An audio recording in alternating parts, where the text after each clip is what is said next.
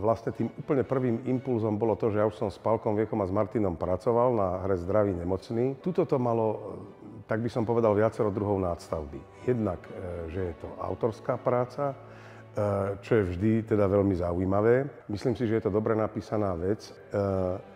Druhá vec bola, že som teda s tými ľuďmi už robil a tretí rozmer je spolupráca so zrakovo postihnutými, o ktorých viem, že sú to ľudia, ktorí majú možno rozvinuté iné zmysly, je to iný druh vesmíru, je to niečo nové, proste nový priestor a týchto viacero atribútov spôsobilo to, že som si povedal, že rozhodne to chcem vyskúšať a že ma to zaujíma.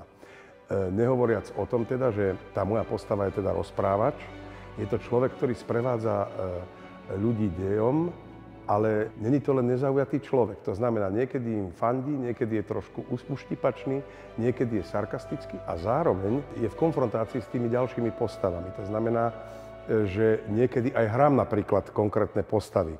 Čiže som interaktívny aj s ľuďmi, aj s tými hercami, čo je pre mňa tvárne a inšpiratívne. A myslím si, že človek samozrejme dodržuje určitú partitúru a predstavu, ale tým, že už ten režisér tam toho človeka obsadí a má k nemu nejakú dôveru, tak mu necháva aj dostatok voľného priestoru. Čiže je to vzájomný dialog, ktorý sa niekde posúva, vyvíja a základom toho všetkého je dôvera, ktorá existuje, takže nie je problém. Sú to ľudia, ktorí pracujú s nadšením, robia to vo voľnom čase.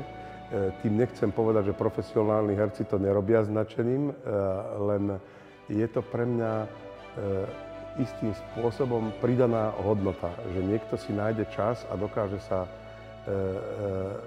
tomu venovať napriek svojim povinnostiam a iným prekážkam alebo aj handicapom. To znamená, že to vyžaduje nadštandardné ľudské úsilie.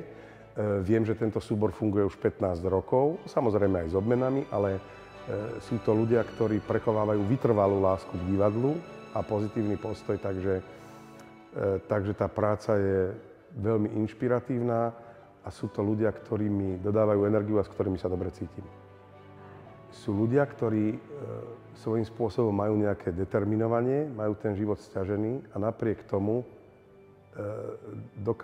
dokážu mať humor, dobrú energiu, veľa dobrej energie a bojovať s prekážkami, o ktorých možno iní ľudia netušia. A to je fascinujúce.